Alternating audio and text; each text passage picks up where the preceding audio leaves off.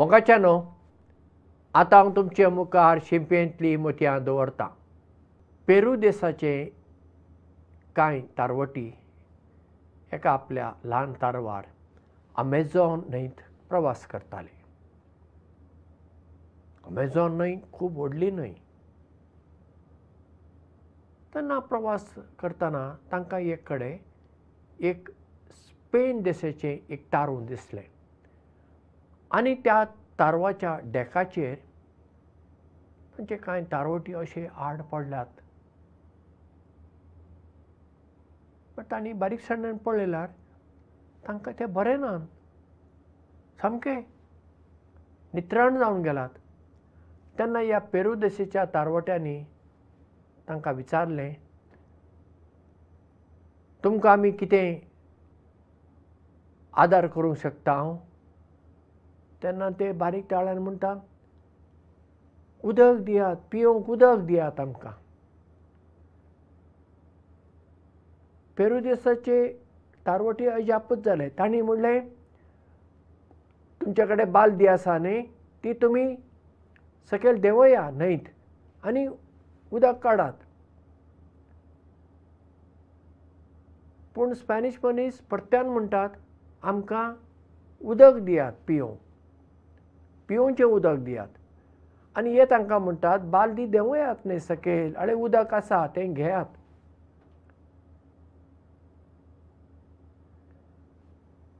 पूण ते परत्यान उदक मागतात. तेन्ना ह्या पेरू देशाच्या तारवट्यांक दिसलें, आमी सांगलें तांकां घडये समजूंक ना दिसता.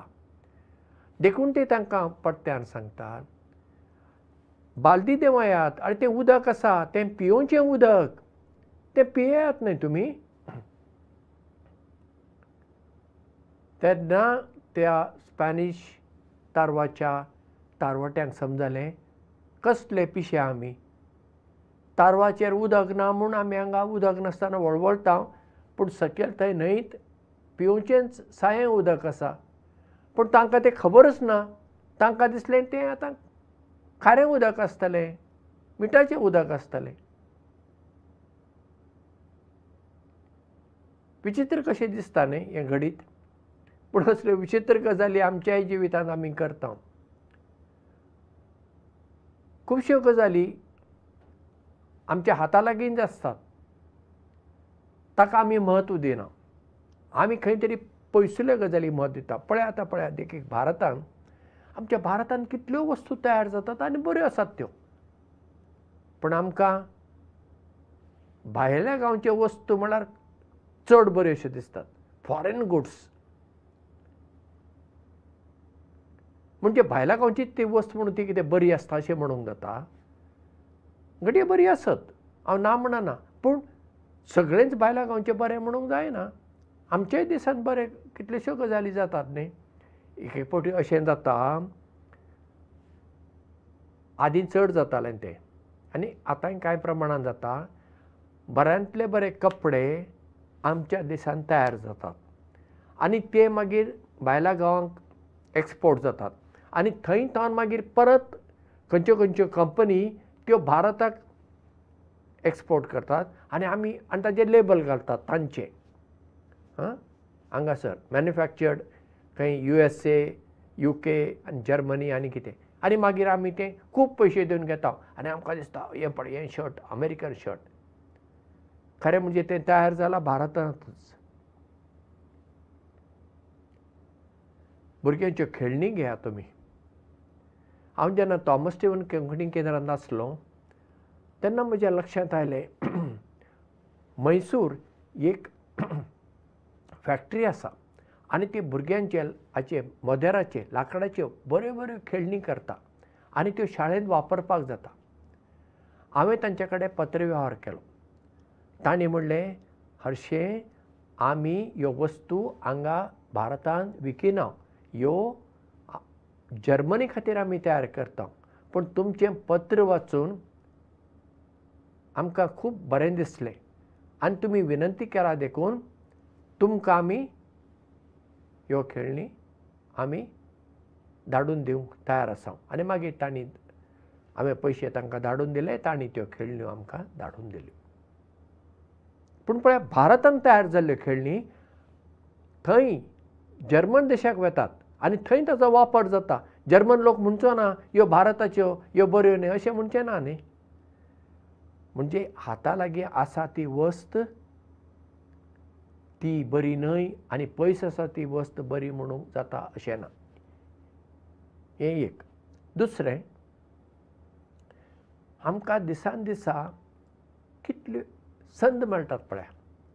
कोणाक बगसूंक, कोण निराशी जाल्ल्याक एक उमेदीचें उतर दिवन ताची उमेद वाडोवंक, ताची निराशा पयस करूंक, कोणाक सहकार दिवंक, कोणाक इल्लो आदार करूंक, कोणा खातीर वेळ दिवंक, पिडेस्तांक भेट दिवंक खुबश्यो संदी आमकां मेळटात. ताजे खातीर आमकां व्हडले पयशे खर्च करचे पडनात, पूण ते करूंक आमी विसरता.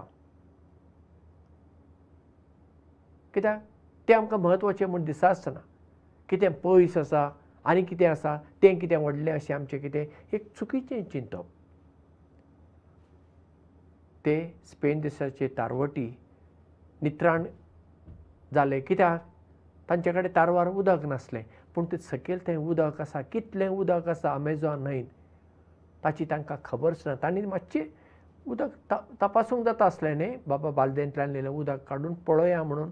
ना, तांकां दिसलें तें उदक बेश्टें तें खारें उदक तें पिवपाचें न्हय म्हणून ते थंय मरपाक लागले. आनी पेरू देशाच्या तारवट्यांनी तांकां सारकी म्हायती दिली.